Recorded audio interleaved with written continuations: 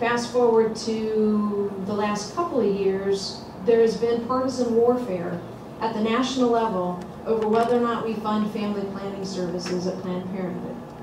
And it's been an ideological fight and a partisan fight that doesn't have to exist. Because no matter what one's opinion is on reproductive rights, we can all agree that if we eliminate unwanted pregnancies, we lower abortions, we improve maternal and child health outcomes, and we save the state budget money.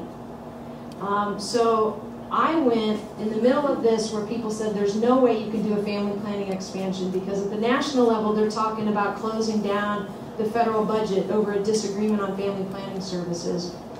I actually reached out to the head of the Tea Party caucus, a member of the House of Delegates from this area, Delegate Schmiegel. And I sat down with him and I said, Mike, I've got an idea for a bill I want to work on together. What would you say if I said we could lower the number of abortions in Maryland by 2,600 a year and save the state $20 million annually? He said, I'm interested, but what's the hook? And I said, don't get concerned when I tell you that it's about family planning. That's what they're fighting about in Congress right now, but we can show a different way.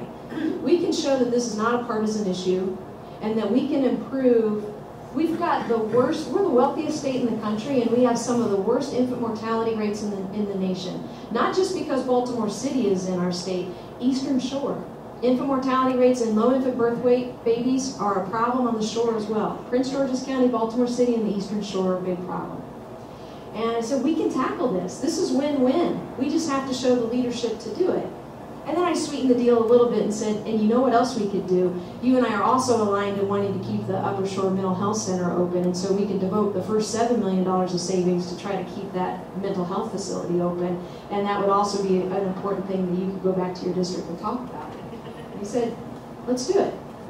Now, it took us 2.5 years to have the conversations, to get the momentum, to actually get the bill passed. And in that period of time, I'm sorry to say that the Upper Shore Mental Health Center went ahead and closed down. So we ended up having to remove that from the ultimate bill that did gain passage.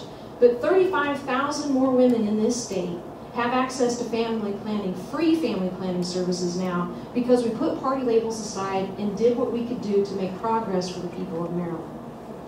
And this is what any of us can do when we step forward to support what we know is a priority and the right thing to do, and do it in a way that is not aggressive, not picking sides, not trying to have winners and losers. There are so many things that we can get done when we're not trying to have a conversation about winners and losers.